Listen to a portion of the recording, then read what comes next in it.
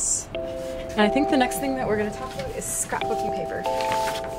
So scrapbooking paper comes in these bigger sheets. They're kind of thick, but for the most part they're just like really beautiful to work with. So you have a bunch of different patterns. They come in these big squares. We're going to use them for the purpose of collage. Some kind of looks like wooden boards. I think that these ones are my favorite. I'm probably going to use this one. This one is like little words and stuff.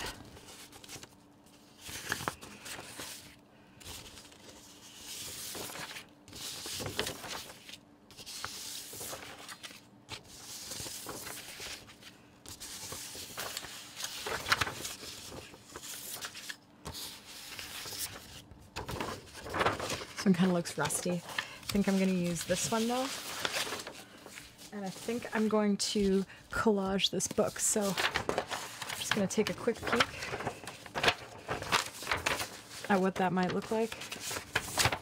And this looks like it's just big enough. Flip it the other way. Yeah, it's just barely big enough for me to collage kind of all around it. So what I'll probably do is I'll probably put a strip of something else on the edge here or paint it. So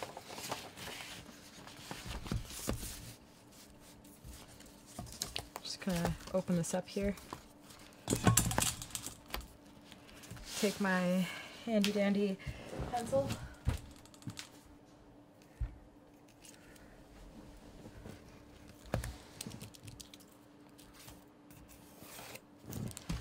Just draw that out. Make my cut.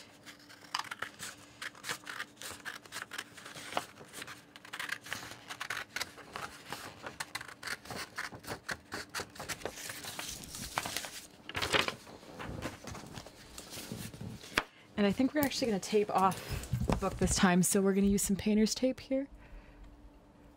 And what I think I'm going to do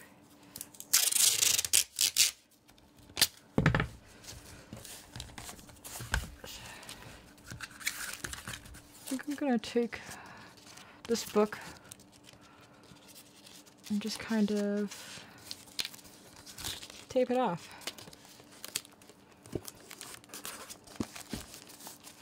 Doesn't have to be perfect, it's just gonna be to protect the pages.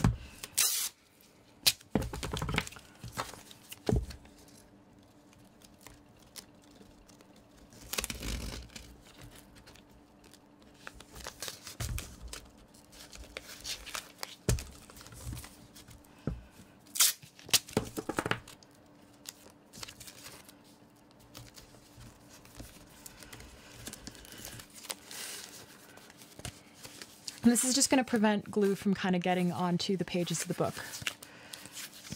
So now that we have our page cut, like our new kind of thing, that's actually interesting as it is. So what I'm going to start with, just kind of gluing the whole surface. So give me 2 seconds here.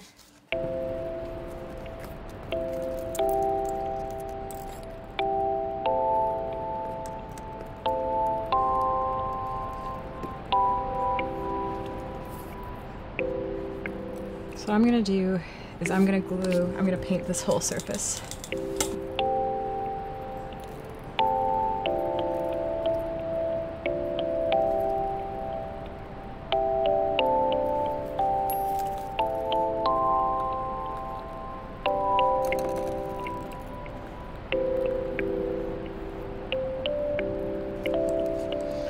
Kind of dip it in the water there to help spread it out a little bit, a little more. To get a nice, good, even coat, making sure that your edges are pretty well painted, because you really want to make sure that the edges stick. We can even go back and collage the inside edge as well. Okay, so once you have your coat on there, it's nice and wet.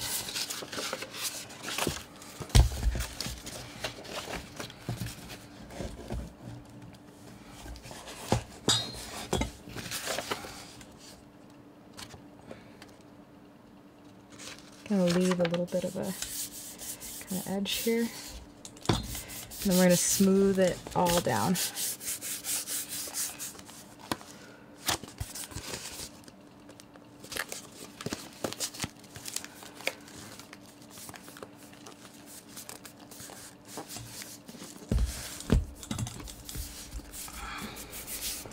So the important part is smoothing it down, making sure that everything's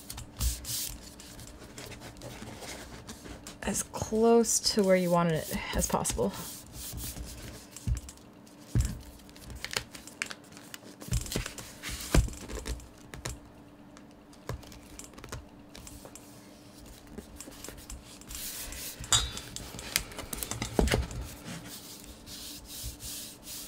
Nothing's going to be perfect here, but it's still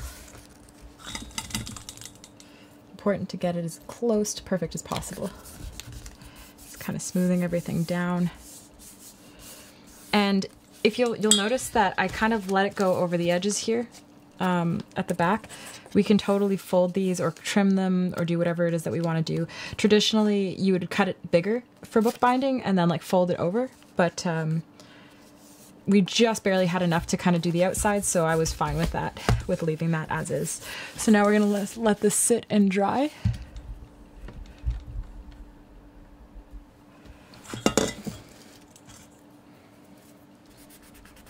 And I'm just gonna be kind of smoothing this down as it dries.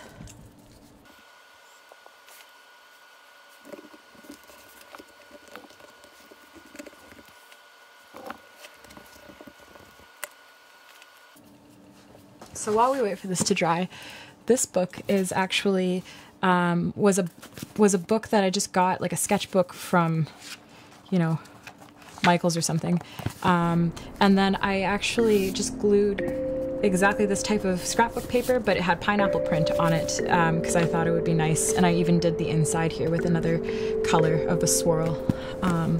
So this is a good example of the way in which you can kind of use collage to create a very unique, an easy way to create like a unique journal. So you could go back. I started drawing on this and just left it as it is. You can tell that I didn't put this under. You can tell that I didn't put this under a thing of books to kind of keep it from warping. You can see that there's some like warping on the edge here, but I don't super mind. It's not a really big deal for me. So this is, yeah, this is an example of a journal that I have collaged just the front and the back of.